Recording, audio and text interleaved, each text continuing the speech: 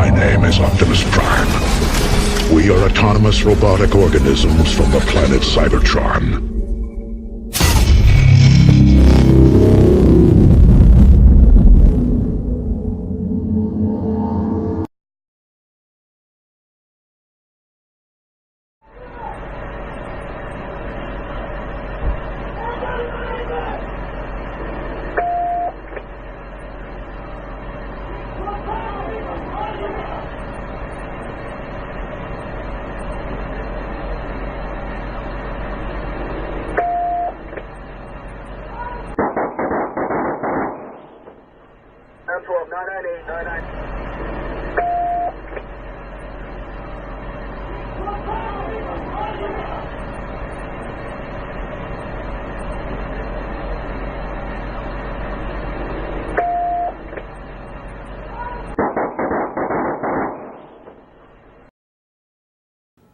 In Charlotte, North Carolina, a man involved in a car accident over the weekend went looking for help and wound up dead.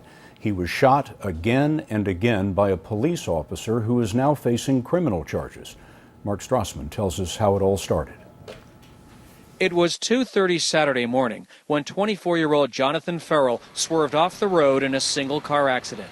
He climbed out the rear window and knocked on the front door of this house looking for help. The startled homeowner thought it was a burglar and called 911. 911, hello? I need help. Police have altered the caller's voice to protect her identity. Is he still in the house? Did he leave yet? No, he's not in the house. He's in the front yard yelling. Oh, my God. 3 police officers responded. When Farrell ran toward them, Officer Randall Carrick drew his gun and shot Farrell 10 times. The dead man was unarmed. I don't want to bury my son. My son should be buried with me.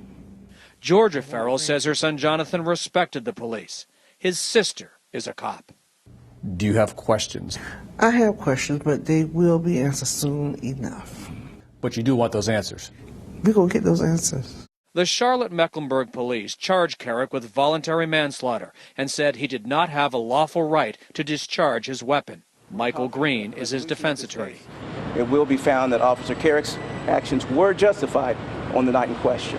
Farrell, a former collegiate football player, had no criminal record. Charlotte-Mecklenburg police have not released video from a cruiser dashboard camera that shows Farrell approaching the officers, but they did show it to Farrell's family. They plan to sue the police for Carrick's deadly force. But I do forgive him. You do? I so forgive him, but I do want justice. If convicted of voluntary manslaughter, Carrick could receive a sentence of 17 years in prison. Mark Strassman, CBS News, Charlotte. To North Carolina tonight and to growing outrage this evening over the deadly police shooting of an unarmed father who was deaf. He was pulled over for speeding not far from his home. Neighbors believe he was trying to communicate using sign language when a state trooper opened fire. Here's ABC's Linsey Davis. Tonight, residents in this Charlotte, North Carolina neighborhood are demanding answers about how a deaf man was shot to death just feet away from his home. I can't understand, why it happened the way it happened. Why did you have to kill him? Howard Troll's been involved in a shooting. Daniel Harris, a husband and father, was fatally shot by police in what started as a simple traffic violation. He stopped over here, and then a few seconds later, I heard a gunshot. Police say they were trying to pull over the 29-year-old who had a hearing and speech impairment for speeding. But a 7-mile chase ensued and didn't end until Harris pulled into his driveway and got out of the car. That guy's deaf. He didn't even hear the siren. He didn't hear anything. Police say there was a brief encounter, and some residents suggest he may have been using hand gestures or sign language to communicate with the officers. The siren went on for like 10 or 15 seconds. About 10 seconds later, a gunshot went off. I was told that he had nothing in his hand. The officer involved is now on administrative leave, and an investigation is underway. David? Linsey Davis with us tonight. Thanks, Linsey.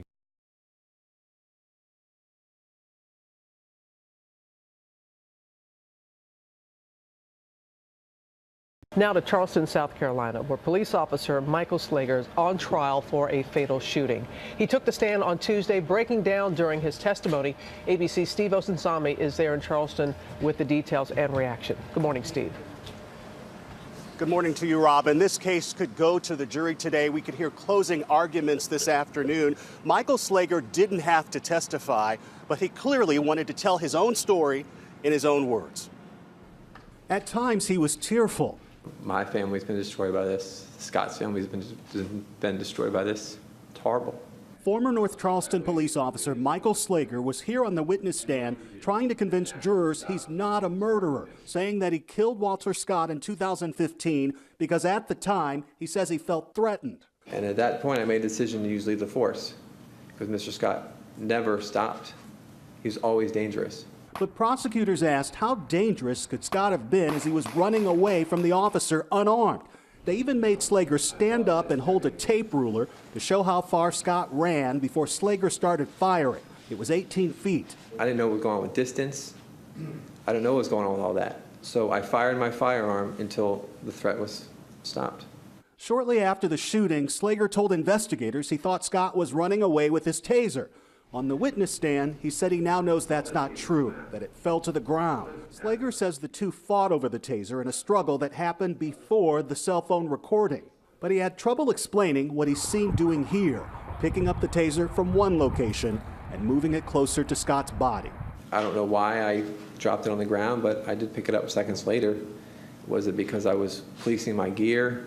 I can't even answer to that. Lawyers for Scott's family says it looks to them like Slager was planting evidence. You always wonder, well, why exactly did he run back and pick it up and then actually drop it by Mr. Scott's dead body? It is possible the court could take a field trip to the crime scene today. Slager is pleading not guilty. If he is convicted, he could get up to life in prison. Robin? Many keeping a close eye on this one. All right, Steve, thank you, Mike.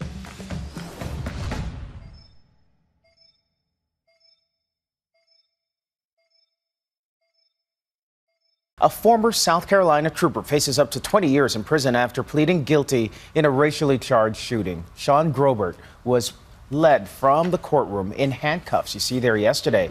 The main evidence was this videotape where the trooper asked a black driver for his license and then shoots him 4 times as the man reaches into his car. His wallet can be seen flying out of his hands. The driver survived.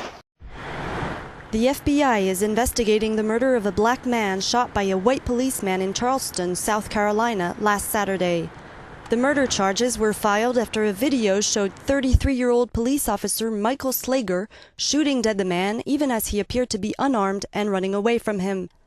If you make a bad decision, don't care if you were behind the shield or just a citizen on the street, you have to live by that decision. And so we, as a city, want the family to know that our hearts and our thoughts are with them. The amateur video shows the officer firing 8 shots at 50-year-old Walter Scott, who then slumps face down onto the grass. The video was apparently taken by a bystander and quickly went viral. What happened today doesn't happen all the time. What if there was no video? What if there was no witness, or hero as I call him, to come forward? Thank you, Lord. Then this wouldn't have happened. Because as you can see, the initial reports stated something totally different. The officer said that Mr. Scott attacked him and pulled his taser and tried to use it on him. The case comes at a time of tension over U.S. police violence against black men. The shooting of 18-year-old Michael Brown by a white policeman in Ferguson, Missouri last year had sparked nationwide protests. Over 200 Ferguson. We're going to turn next tonight to a horrifying piece of video just released by authorities in Albuquerque, New Mexico. A bust gone horribly wrong. An undercover officer accidentally shot more than a half-dozen times. Put your hands where I can see them. Good, good. Shortly after, you can hear an officer as he realizes he shot the colleague who was undercover. The body cam capturing the whole thing. ABC's Clayton Sandell tonight on the officer who was shot, who later sued, and tonight has won a major settlement. Hands up! Hands up! Newly released video in the heat of a drug bust takedown. An apparent suspect with a gun is shot. Put your hands where I can see them. Good, good. But what Albuquerque Police Lieutenant Greg Bracco quickly realizes is he just shot a fellow cop. Oh, that was Jacob. Are you okay? No. Come on out, dude. Come on. I'm sorry, man. I didn't know it was you. Come here. Come here, Jacob. Jacob, shot. Detective Jacob Grant, working undercover, is hit multiple times. I actually felt every round as it impacted my body. More than a dozen surgeries later, his career is over. Complaining doesn't really seem to fix anything or make anything better. He sued the city, which this week settled for $6.5 million. Both Jacob and Laura are extremely strong people.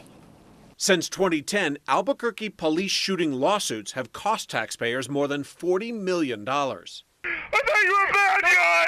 Lieutenant Brockle, who could not be reached today, retired just as a police board said he should be fired for numerous mistakes that day. Where you hit? He's got hit in the leg! Mistakes that nearly cost one officer his life. Clayton Sandell, ABC News, Denver.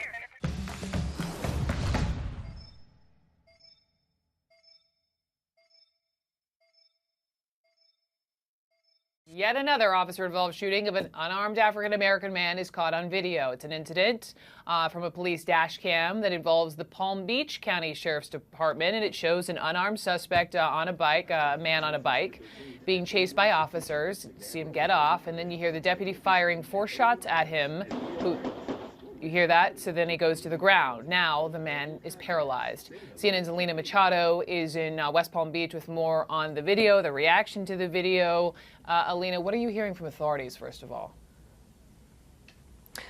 Well, Brooke, authorities here in Palm Beach County, specifically the Sheriff's Department, is not commenting on the dash cam video because they say there is a pending civil lawsuit. But early on, when this incident first happened back in 2013, the sheriff himself came out and defended the actions of his deputy, Deputy Adams Lynn. Deputy Lynn himself told investigators that essentially he feared for his life, that he thought that he had seen Dontrell Stevens in those moments before he fired those shots, reaching for what he thought was a small gun, and that everything happened very, very quickly. And you get a sense of just how quickly this situation escalated just from watching that video. It's just a matter of seconds from the time that you see the squad car stop to the moment that you hear those gunshots. What you don't see in the video is that interaction between Stevens and Deputy Lynn. And what happened in those moments, we don't know, but you can hear the gunshots and the aftermath. Now, the state attorney here in Palm Beach County did do a review of the shooting, and they decided that there wasn't enough evidence for any charges. They said that Deputy Lynn's actions were justified, Brooke. So what's the status of this deputy? So he was placed on administrative leave early on when this first happened. He was on leave for a few days, and then he was reinstated, and he's still on the job. He's still a deputy here at Palm Beach County. I'm just a black guy. I don't really want to be here. Yes, you do. You're a minority. Start acting like it. Jesus Christ, Prowl! What? Like what? I thought we were starting. We're starting, right? We're starting. Yo, fuck you guys! This is bullshit! I could have stayed home today!